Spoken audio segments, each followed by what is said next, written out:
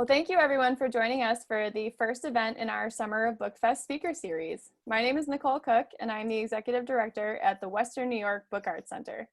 For those engaging with us for the first time, we are an arts and cultural nonprofit devoted to printing and book-related arts. That includes everything from letterpress to screen print, bookbinding, origami, calligraphy, basically everything that encapsulates the printed page. We're located in the heart of downtown Buffalo, but we're serving our community with virtual programs during the COVID shutdown. Please be sure to check out our website because we have more upcoming events, like other speakers in this series, which is graciously hosted by our friends at the Printing Industries Alliance. Kim Tuzzo is here to share a little bit more about the great work that they do to champion the printed craft as a contemporary medium. Kim? Thanks, Nicole. Printing Industries Alliance is thrilled to partner with Book Arts on the PIA Speaker Series, which showcases the artistry of 4 of our upstate New York members. Printing Industries Alliance member services include human resources, safety training, and group discounts provided to our printer members located throughout New York State, Northern New Jersey, and Erie, PA. PIA is also an advocate for the printing industry, promoting print as the media of choice through our Print Drives America Foundation. Looking forward to today's presentation. Thanks, Nicole. Thank you, Kim. And now I'm excited to introduce today's speaker, Chris Harrold, who's here to talk to us about the Mohawk Maker Quarterly. Chris Harrold is the Senior Vice President of Marketing and Creative at Mohawk Fine Papers in Cohoes, New York. His responsibilities are brand management, strategic market development, and creative direction for the company's product and marketing campaigns. Chris joined Mohawk in 1990, holding several positions from sales and marketing, and played a pivotal role in establishing Mohawk as a market leader in digital printing. Chris is a lynda.com author and speaks extensively on the role printing and paper play in design today. Chris holds an undergraduate degree from SUNY Oswego and an MFA from the Rochester Institute of Technology. He lives in beautiful Troy, New York. Chris, take us away. This is my way of saying I was excited then, and I'm excited to be. It is genuinely exciting to share with upstate New Yorkers some of the work we're doing, which, I often do a self-critique for Mohawk that, we're as well regarded or outside of here in San Francisco and London and so on for this series of publications. And the self-critique is we need to do more with our own neighbors and our community members here in upstate New York, across the thruway, up and down the Hudson River and so on. So I appreciate the opportunity to share our story. And to that end, I'll give you a super duper short flyover of who we are for those of you who may not know. So we're paper makers. So we have 3 paper machines located in 2 paper mills here, right where the Mohawk River joins the Hudson River, just slightly north of the city of Albany. In that location, we go back, actually next year will be our 90th anniversary as a company making paper. Over that trajectory of 9 decades, we've made everything from construction paper for schools in the 50s and 60s, up through, legendary products like Mohawk Superfine. And I guess it's back to about 15 years ago, we bought the Strathmore brand from International Paper. And then more recently, about 2 years ago, we bought the Crane, the assets that remained of Crane Stationery and the Crane paper brands. So sort of all patchwork quilted together, we now are carrying on the legacy of, quite honestly, over 200 years of American paper making here in our paper mills. We're proud of that. And obviously, we are, inextricably joined to the printing community and have been for all the 90 years we've been here, and certainly the Crane brands and the Strathmore brands all the way back to the foundations of the country. So with that, there's a big super duper 40,000 foot flyover. Let me get to the topic at hand, me and my crazy 5-year-old self here. By the way, at the Syracuse airport, about 1965, looking very mid-century modern here with my Aunt Dorothy, who was kind of a crazy nurse in Oswego, where I grew up. So upstate New Yorker for life. So let me walk you through, what this all. So we have a series we started in, hard to believe, 2013, called the Mohawk Maker Quarterly. And that's the topic of the day. What I want to do is kind of fly over that whole series, 7 years worth, 16 issues in total, and give you a sense of where that came from, why we did it, and then kind of sort of speak in two different dialects, if you like, from a design strategy level and also from a print production and print on paper level, because it does, in fact, if you like, broadcast on two frequencies, this publication. So, mentioning the legacy, all the way back to the 19th century, actually, in sidebar, Strathmore is a company, and all of you who are in printing and paper and design in some measure, you know that paper mills have a long legacy of producing pretty elaborate inspirational materials, swatch books, beautiful printed pieces. In fact, Strathmore, back in about the late 1890s, was the first mill in the world to really begin that effort, where they would take their paper, work with designers to create sort of inspirational, motivational pieces that at that point they would bring to printers to say, look how you can use this really, really beautiful paper that we make in the Berkshire Mountains. All of us in the paper industry are standing on the shoulders of that Strathmore legacy. It just so happens we own the brand now, and we're no exception to that. So anyhow, with that long legacy, we've always produced a fair bit of sort of evidentiary material that shows our paper in action, right? With designs on it, printed with different methods. And this is no exception. What changed here for us back, call it 7, 8 years ago, is, the design and print world continues to evolve, perhaps at a more rapid pace than any of us would like to see these days. But with digital communication, coming online so importantly, and designers, the younger the age demographic goes down, the less they know about print.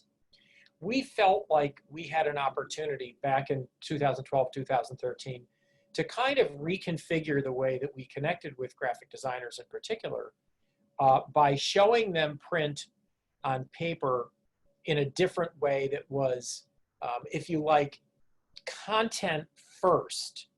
Mind you, less about paper per se, like us bragging about what we make, and more about engaging content, and secondarily and critically done in a fashion that as they're reading it and consuming that information, they're also experiencing print, right?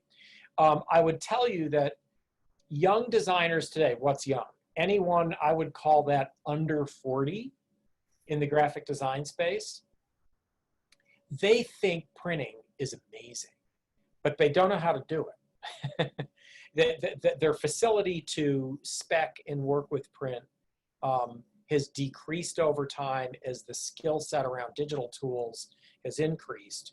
So we feel a really important role that we play in the design space in particular to sort of dispense information about print, show designers what print can look like on paper, and then begin to lead them and educate them on how that's done so that it benefits the print space and obviously our space. So what we began with, and I apologize, I can show some of these things once I'm off presentation mode so you can see them bigger. We published a manifesto back in 2013, which was consciously sort of like the opening act for this series called the Mohawk Maker Quarterly. By the way, there's the Mohawk and Hudson River.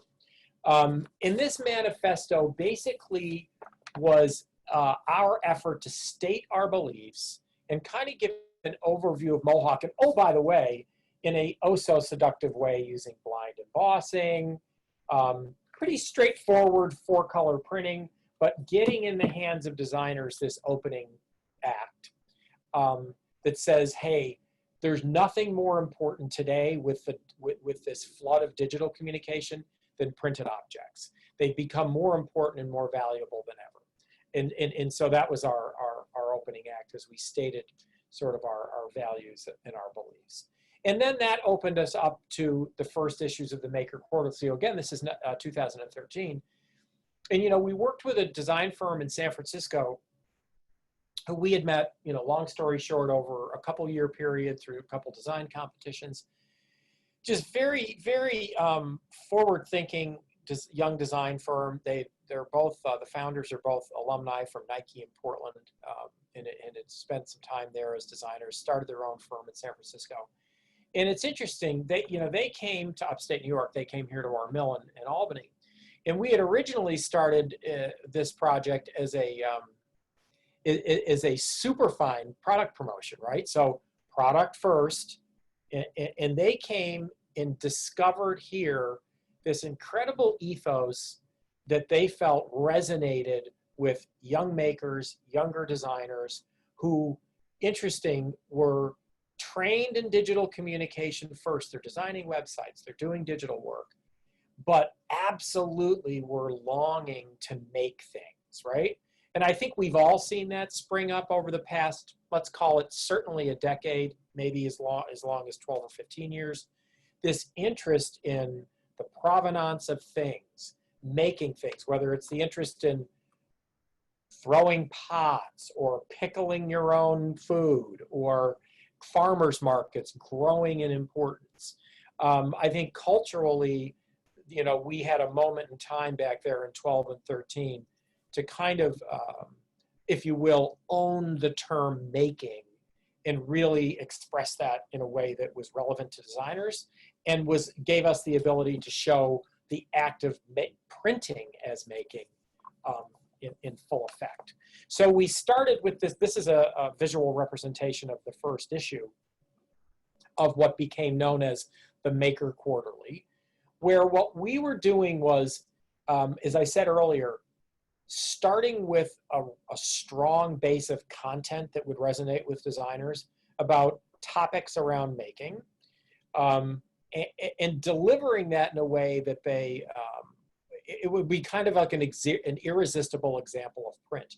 And that first issue, again, I can show you this in larger form. You know, we ended up going with a loose tabloid format when we did these first few issues. And, you know, there's something behind that. As compelling as the content is, it's also, because it was unbound, it was the opportunity to effectively hold a press sheet in your hand. So it's kind of like printing deconstructed.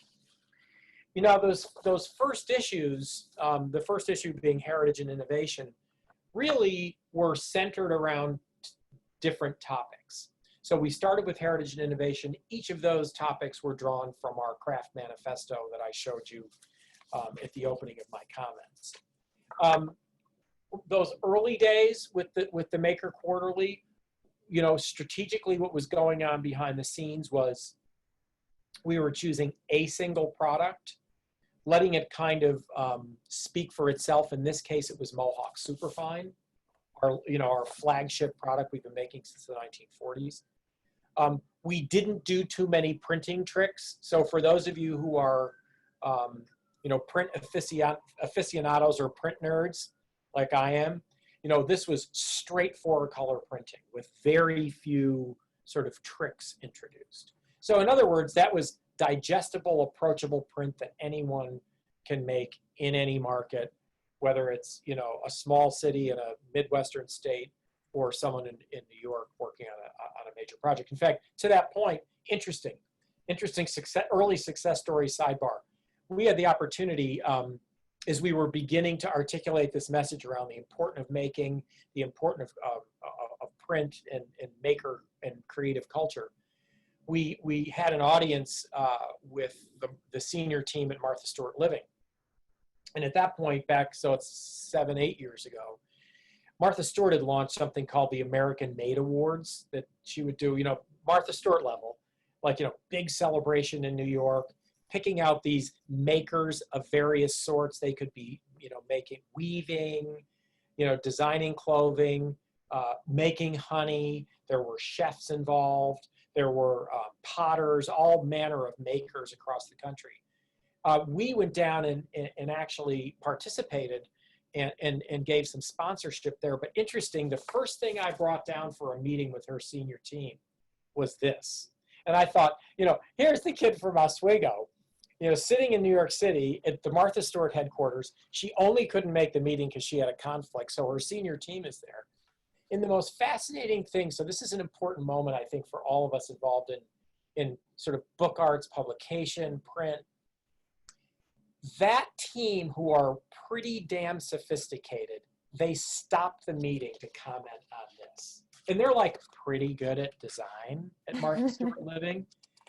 They were like, wait. They're like, this is amazing. And I'm like, oh, I guess I struck a nerve here. They're like, everything about this, corner to corner, from the materials you use to the graphic design elements, is absolutely next level. I'm like, damn, I guess we know what we're doing, right? Success. And the net of it is, long story short, they actually ended up sort of copying this. They said, with your permission, we'd love to do something as a handout. Now, mind you, that year's event was in Grand Central with a big marketplace and Martha and all these celebs, all that very, Martha Stewartish kind of world. But what it did was also, it confirmed for us our instincts that culturally, in other words, consumer culture making was resonant, and that printing itself had a place, in consumer culture, more than we may have all thought. And mind you, printing at an elevated level on beautiful materials and so on and so forth. Sorry for the big giant table setting there, but it worked. So that gave birth to this series. It ultimately became a series, and it was planned to be that, is this quarterly publication that would, tell the story of making through the lens of architects, chefs, graphic designers, printers, Lithuanian dudes that make knives. Who knew? A lot of it curated in collaboration with us, but through this really genius firm in San Francisco. And about, a few issues in, we knew we had something special on our hands as paper makers, right? So we continued, and you can see, we have this second issue you can see in the, if you're looking on screen, lower left, it was an issue dealing with the mastery of materials. We chose a recycled paper. And I'll tell you why I'm telling you about the paper specifically in a few minutes. And so we were very, very disciplined in these first issues, choosing one paper, choosing one topic. And then about issue 4, which is that the issue in the lower right of community, someone said, people are getting into this, the design community and in the print community, and kind of saying, you've got our attention. Go crazier, like show us more, let us see more. So with that issue, we actually, the printer wasn't thrilled with me at the beginning. We chose 5 different textures of one of our products, Mohawk Via. Of course, those in the printing industry, so suddenly crossovers become a challenge. And in fact, the printer themselves said, you helped us rise to the occasion and do something a little more challenging, but prove that there's a lot of inherent power in the paper you choose, as well as the design elements, and certainly the execution on press. Now, mind you, through all these issues, we stayed true to this sort of fairly disciplined offset lithography, process color, maybe a touch plate here and there, but we consciously wanted to make this either the younger generation of designers who didn't know print production, or the older generation of creatives who may have lost some of their muscle memory in terms of print production, to give them sort of a friction-free access point. In other words, inspiration to say, hey, give it a go. Look what you can do by simple process color, score and fold, and build a publication that has sort of presence, right? So after that issue, it was permission to go bonkers a little bit. So, we began to introduce short sheet pages. Then more boldly introducing things like colored paper. what you're looking at in this, if you're looking on the screen at the still images, upper left, we're using craft colored paper, metallic ink, you know, not getting the full metallic effect that you would on coated paper, but getting an entirely new effect. And what that is doing is that's opening up a world of possibilities to the design community to say, look what you can do. You can use really interesting paper and very accessible printing techniques and get some fairly high impact results. By the way, what was happening through this trajectory of that first year, year and a half is we saw more and more work very quickly coming to us with designers, I'll say it this way, appropriating these forms. In other words, kind of using them as a starting point to say, hey, I got a project coming up for a university, a construction company. I'm going to do a big, loose, unbound, using short sheet pages. And we have many, many examples of that where this was actually the start point for designers, you know, for design elements. Separate track, you know, about this, the issue before this, that community issue I showed you, you know, it was interesting. The more we published in terms of content, the better sort of folks we got to agree to participate. Again, all credit to the design firm who's curating the initial list of contributors. So with, you know, the community issue, we got Dave Eggers to agree to be a participant, which was huge for us because it's a bit of success begets success, and we're able to get, you know, higher level content, which also gave us a much broader reach in consumer culture, design culture, and then the associated sort of trickle down to print culture. Again, you know, not to belabor the issue, but, you know, really this was an important stepping off point in terms of our own use and specification of materials. It kind of liberated us to begin to, as much as this started as a content first series, to dial up the volume on the materials as well and use multiple kinds of paper, which we continued to do. And then actually gave the printer a lot more permission to sort of start experimenting on press as well, using, you know, super, super bright day glow inks and using them even as an element in printing for color work as touch plates to point to some of the possibilities that are available with new printing technology. So, right, so this publication has become over time sort of something that you can enter from several different points of view or points of interest, right?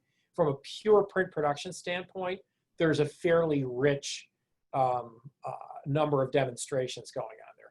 From a paper perspective, there's a number of ways to sort of enter this and say, gee, look, if they're using super smooth paper next to textured paper, I never thought about doing that. And certainly from a content roadmap perspective, there's plenty going on here. This lower right image you see on screen, this was also sort of an interesting defining moment where we, you know, we began to use things like, you know, black paper in short sheet form with metallic inks and some other much more exotic papers in combination with some pretty traditional papers. Around issue 9, which is represented in the upper left, which is, gosh, I can barely remember the dates. We purposely didn't date all of these, so they become sort of evergreen. This is maybe 3 years in, 3-4 years in. You know, we actually changed the masthead, and we also now we were totally off the reservation in terms of using, you know, really doing some more what you may, if you've been around long enough, you may associate with paper mills. Doing some pretty bold demonstrations where we're using multiple sheet sizes. We're beginning to play with bindery techniques. And Nicole, you'll appreciate this. This issue was important. We also began to introduce sort of a keepsake artifact, largely associated with some maker or designer, this one being Espo, you know, who was desirable to have an artifact, sort of a keepsake from. And he designed this specifically for this publication. In this case, it's 3-color letterpress printing, printed on Mohawk superfine eggshell. So it kind of, this like ticks all the boxes. Covetable printing, letterpress printing, right? So it goes to a very different place. So you've got offset and letterpress housed in one object, and you know, from someone who's like a design leader, right? Ticks all the boxes in that case. And that was, again, us sort of constantly raising the bar on our own publication. You know, issue 10, again, this is, it feels like in a weird way, you could almost say this whole thing is like jazz, right? We just kept riffing into more complex levels of print production. Mind you, in listening to the market at the same time. Printers and designers alike were like, okay, this is good. This is like, you're showing the possibilities in print, and you're not afraid to do things like using charcoal gray paper and iridescent foil with the pattern from the rug, the carpeting in the Portland airport, right? In flipping the script entirely and creating sort of Mohawk Quarterlies inside of a Mohawk Quarterly, this very large format, ultimate content delivered in the format of a poster. So each of them become, they're like multifunctional. Each printed page is not only a source for content, but it's a gigantic poster with 4 very different artists involved, 4 different papers, all similar printing techniques. Interesting, you know, I was at an event in Philadelphia not long after the release of this, and I don't know if I have it on the other side of my office here. A designer, I would say he's kind of like my age, so there's a 6 in front of his age. He came over and he was very, very excited to show me this piece he had done for a construction company. And I don't see it over there. Oh, sorry, I'm gonna walk away from the camera. That's bad Zoom etiquette. He came over to me and he said, I can't wait to show you this. I have this big construction client in New York, and look what I made. If you can see this, and these are high-end customers, each of them fold out to a poster.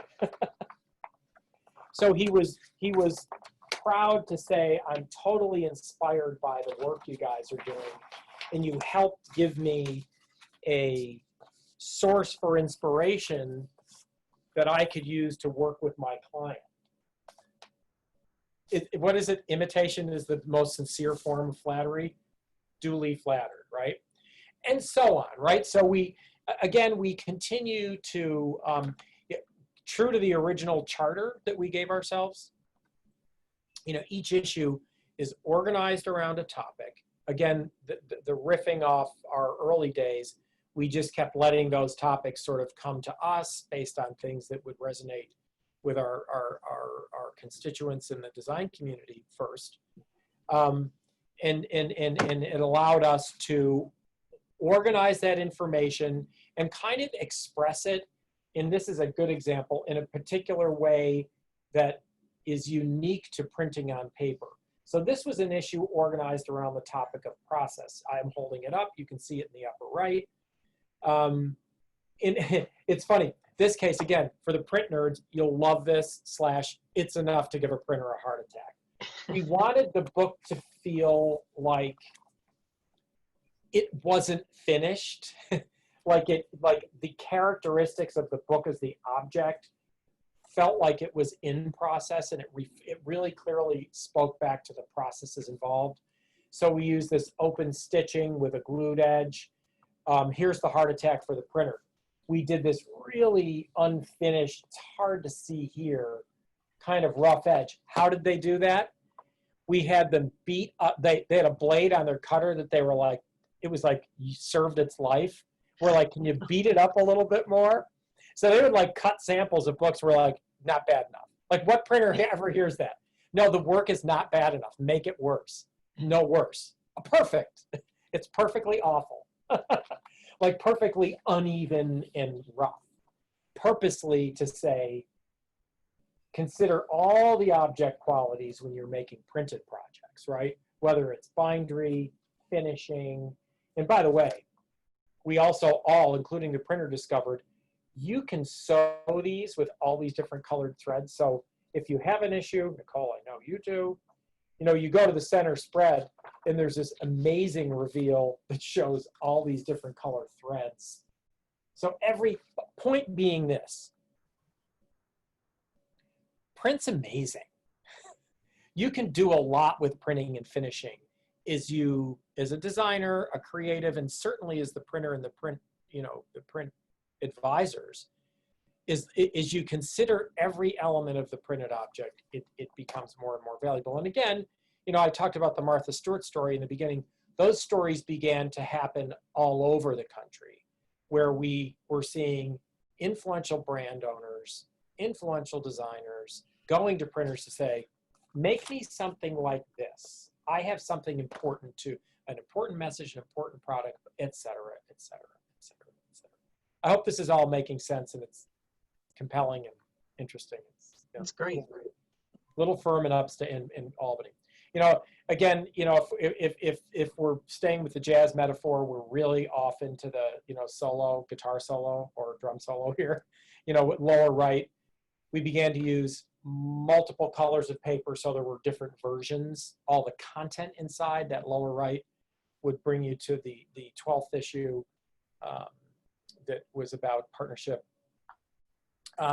And then, you know, I'm going to just get through these. These are amazing. You know, the disruption issue, which is that black and white, was actually, you know, I kind of had to have a couple budget heart attacks because we had kept raising the bar so far. It's like, oh, right, that's really expensive to do some of these processes.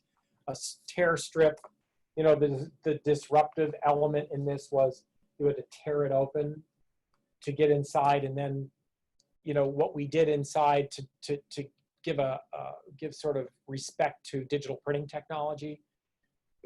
Our run length is 20,000 for each of these issues. We used artificial intelligence, a program from HP that is basically a parametric design program that allows the designer to input certain parameters, and then the AI takes over, and we made 20,000 one-of-a-kind art prints. Amazing, bonkers. Even HP said, you kind of almost broke the software, but it was amazing, right?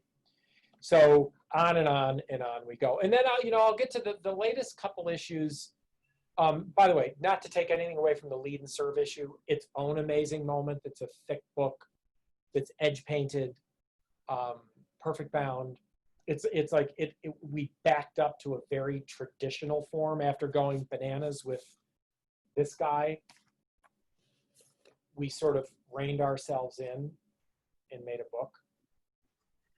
A book, right? Who knew? How appropriate for the audience and the topic at hand, right? By the way, a book that we're like, oh my God, we could edge paint it. This was so much work, right? Like this simple edge painting ended up being a chore, but an amazing effect. Again, the full finished object.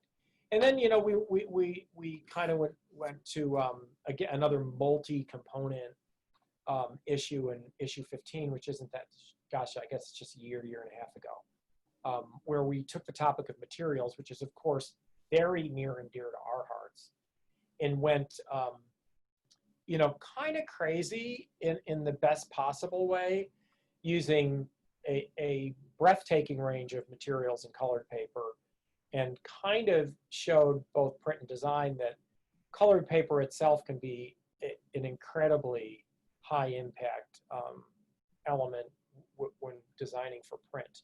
And we've seen, you know, I hope you're not getting seasick watching this GIF over and over again. The colored paper involved there is something we actually import from the UK. It's great partners, kindred spirits of ours, called Arja Wiggins. Point being this, it's been fascinating to see the reaction in design and print to this with 43 colors of vellum finish paper. one of the most successful product introductions we've ever done in terms of quick uptake. And mind you, for everything from packaging to a young firm in San Diego did a kind of riffed off this form factor that we did just less than 12 months ago. That is an online resource for younger consumers to look at creating wills and trusts, like an under 45 audience who doesn't think about writing a will, but is now, and gave them a very sort of a user-friendly material, high-end material quality mailer for anyone who signed up for their program. Anyhow, interesting stuff. Again, we using different colored papers, a lot of work on press. I've never seen so many ink drawdowns in my life. You know, print people who are on here. It was amazing. I think the guys I could tell the guys in the ink lab may or may not have talked about me when I walked out. As much as they were very friendly when I was there, I'm like, how many drawdowns you do? They're like, oh, like 63. Like, oh, thank you. Right, Kathy? Yeah. So anyhow, here's some of the component parts in this materials issue. We do have some of these, and we're gonna, you know, before we finish here, there are some available. There's enough of you on here that we could certainly cover your need for this. It's a pretty impressive sort of a demonstration all by itself in terms of materials and print. Material, print, finishing in equal measure. And then this is our latest issue. This is still pretty current. And I think we're going to share in the chat a way to get your hands on a copy of this. This was in our own weird sort of Mohawk Maker Quarterly issue, a little bit of discipline on our part. We sort of go out there with, you know, crazy bindery and finishing in multiple papers, and then kind of reel ourselves in. And in this case, we sort of return to our roots with Mohawk Superfine, everything except this belly band. What you'd see, you know, when you receive this, if you sign up for one, is, you know, it is held together with a belly band. And there are 3 books within the belly band. And everything is made with Mohawk Superfine. So in a way, you could always enter any one of these from 3 sort of different points of view or points of interest. From a design perspective, we're always going to be reaching out ahead in terms of design elements and content. But from a print production perspective, you know what these are? They're saddle stitched books, right? Like everybody does that. Now, we gave ourselves a challenge. You can see this little edge. We're using die cutting in a different kind of a fashion by die cutting the edges here. The belly band is foil stamping on gray paper. It's a one color job. It's amp up the object quality, use a common printing technology to not only have a header and a title, but the entire editor's letter is foil stamped.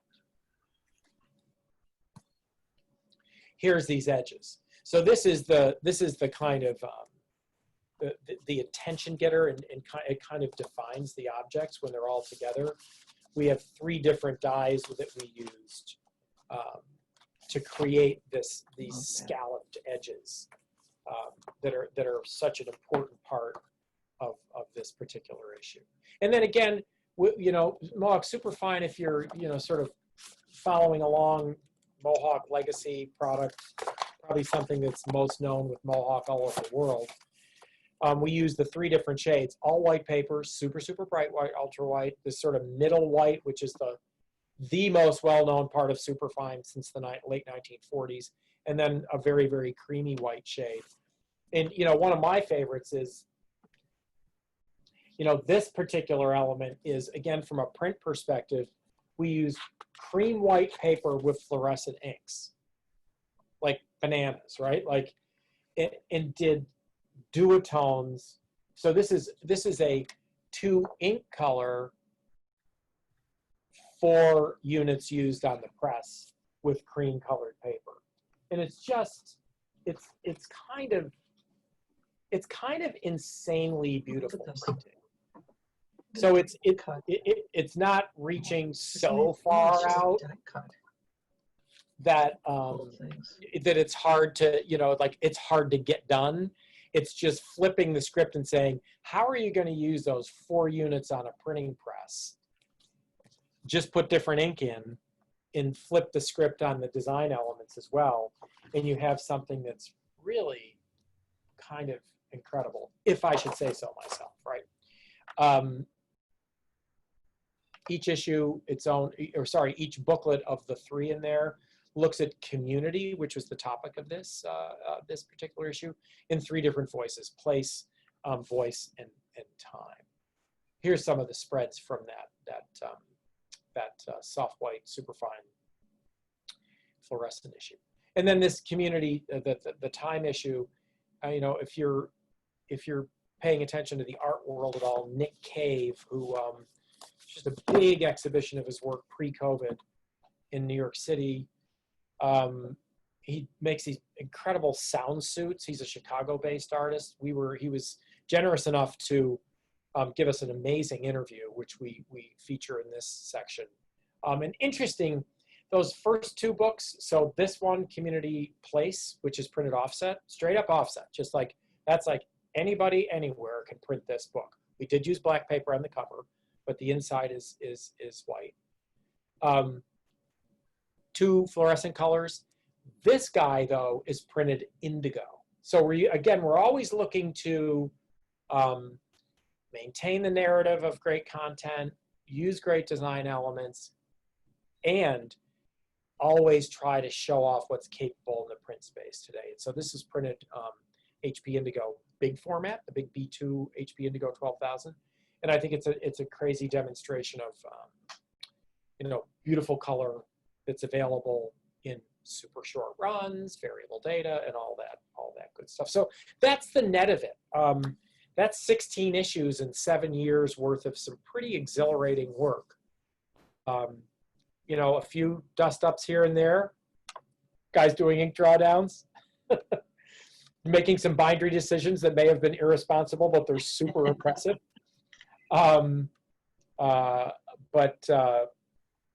Net, I think, we're certainly proud of it. Proud to be, here in upstate New York, telegraphing out to the design world and the print world that there's a whole lot that's possible with printing on paper. So with that, I'll field questions. I haven't gone over, which is good.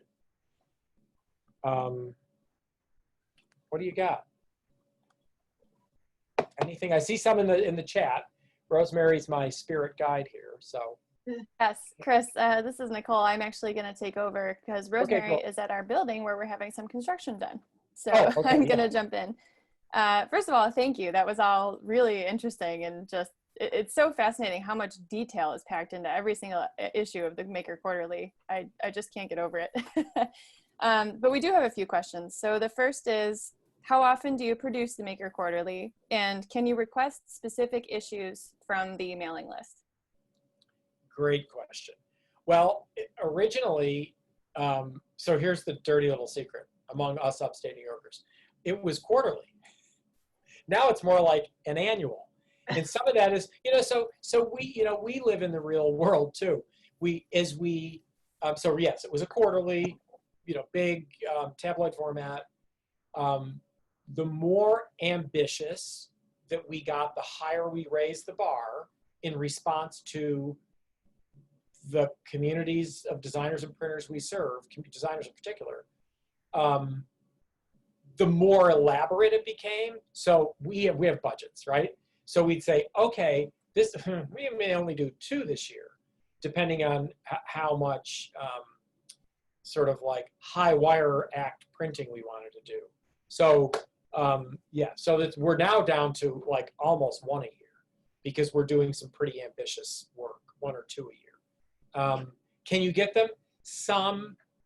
The further back they go, the harder they are to get your hands on. Like I get to go into the archive. That's why I've got a full set sitting right here. And someone in Buffalo may have one too, Nicole. That doesn't mean I'm willing to share. Oh, all right. I'm guessing the answer is no, she won't be willing to share. But, you could Nicole certainly has a set to demonstrate. But there are some past issues available. Certainly, this issue is available.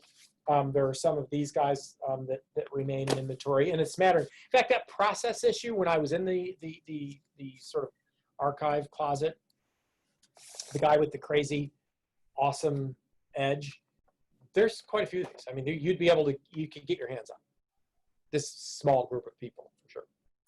Great. And then could you talk a little bit about the strings that are hanging off on issue number 15? Yeah. Yes. Well, really specific. I love that specific. Yeah. What's funny, that was an interesting design debate, and I was a little on the wrong side of history there.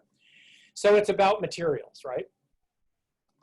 And so we together, with designers at Hybrid, we wanted to dial up the material quality at every moment, right? So there's die cut right out of the gate. There's crazy die cut work going on. You see, there's this peekaboo moment that you see the inside through the materials through the die cut. That particular booklet, which is Grace Ekamachi, is a weaver in San Francisco, who's in her 90s, and this chapter, if you will, and it's its own object, is every element of the paper chosen, the ink chosen, and the bindery chosen are very strategically meant to mirror the materials she uses in her weaving. So Grace Ekamachi was an innovator in the 70s using synthetic materials, but she was combining them with natural materials like bark and leaves. So the paper is textured in sort of natural color. It's a real mirror of some of these materials she used, but she was also using synthetic materials. So we include this crazy orange, super smooth paper with just black printing. And then, because of these weavings she did, we let the bindery, like the raw bindery show, so that it's not only, when it's in the case, it's almost like a sneak peek at what's going to happen inside. But then as an object unto itself, it supports the content, right? So the content and the materials are very in harmony, right? Long answer. Awesome. And then another production question. So do you think you could have done the scalloped edges with laser cutting? And do you think there's an advantage or disadvantage to the process that you used? That's a really, really, really good question. I don't know that I have a right answer. Could we have, yeah, I think so. Probably. I mean, I don't know, it's getting better, right? Printers. I mean, in terms of the ability to not have any little burn marks or anything like that. I think, we did high dye, die cutting, like real live die cutting. Would it work at an issue, 20,000 of each book? Yeah. I mean, I think it would have been an interesting one to explore, and maybe it's something for us to explore up the road, to actually look at using laser die cutting. And maybe, that would be like, I want to suggest that, and I don't want to suggest that to designers. They'll be like, that's amazing. Like when we did the disruption issue and I piped up and said, let's do 20,000 art prints. Part of my team is like, seriously, are you crazy? And the designers were, of course, like, yes, let's do it. Awesome. And does the Mohawk Maker Quarterly accept advertising? We have a question about essentially how do you get the budget for this? Is this seen as a promotional piece for Mohawk, or does it come out of more of an artistic direction? If you could just share a little bit about that. It's a really, really interesting question. We don't accept advertising. I mean, mind you, we barely advertise ourselves in there. So it's strictly from our marketing budget. So we view this as a promotional tool. At the end of the day, in fact, if you were subscribing previously, we actually we had the best, good problem to have.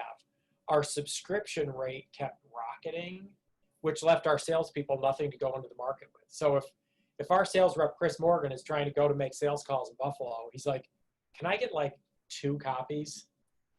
And we saw that as like, we had to make some difficult decisions. So we actually pulled back the subscription piece of this and are really letting it go out through our sales team. So they can engage in a conversation and, you know, bring a printer into the conversation and so on. So it's like one of those moments that it's too successful, right? Like, Yeah, absolutely. And then so we don't, when we don't do advertising, we're trying to keep it sort of a, you know, a publication that's pure content. And I think that's one of the things that makes it so exciting is that, of course, it's an advertisement for the paper because it's made out of the paper, but there's really no direct call for sales, right? There's really no direct like, hey, buy this paper. It's just really great content in a really beautiful package. And so, you know, some of that gets to marketing strategy. You know, again, as the demographic age goes down and we're addressing a much bigger population that's under 45, under 40, that population does not want to be sold to. They, you know, they don't want someone to sell them. You know, so, I mean, that's sort of like endemic through the web and the way we're all consuming and seeing information about new products. So. And speaking of that younger generation, a question that I had personally was, if you could go back in time and speak to yourself as an emerging designer, as an emerging print artist, what's one piece of advice that you would share with your younger self about, you know, based on everything you've learned so far in your journey? Oh, you know, I have a couple bits of advice. Well, lots of bits of advice, don't we all, right? The older you get. You know, it's funny, I'll be very specific. Here's this kid at RIT in grad school going for a Master of Fine Arts in photography. Now, if anybody, I don't know if there's any RIT alum on here, in the old Printing and Graphic Arts building, there were, the printing program at that point, so that's the early 80s, was still big. I walked by printing presses every day to go to my darkroom. I'm like, what do they do? So I would have said to my younger self, you might want to go down there and like dabble in printing a little bit. Because who knew I end up immersed in printing and had to like learn on the job over, now it's 30 years worth, but learn on the job. That would have been, so I think it's that, that bit of advice to any of our younger selves, like be curious. Be curious and step outside your comfort zone occasionally. I love that. Those are some great words to leave us with.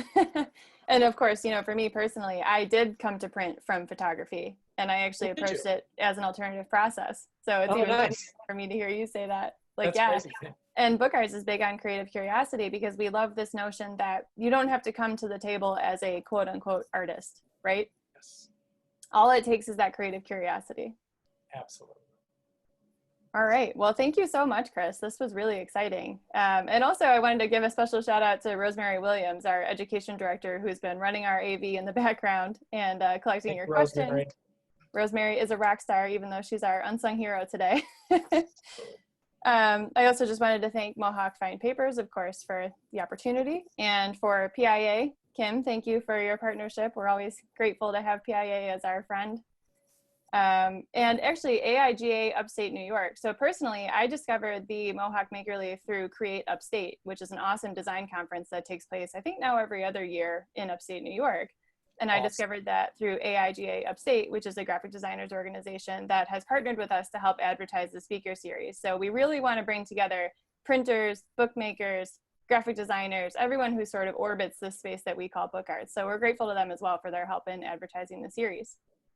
Great Upstate. Awesome. For anybody who would like to sign up for the Maker Quarterly, there's a bunch of links in the chat right now. So if you want to go in, click those, save them somewhere, there's info for you there. And if you want to sign up for the email list or just keep tabs on our upcoming events for the speaker series, next on our list is Becky Elmeter from Hodgins Engraving, who's going to be talking about their new lithography process, which is really exciting. So make sure you stay tuned for more events coming. Sounds great.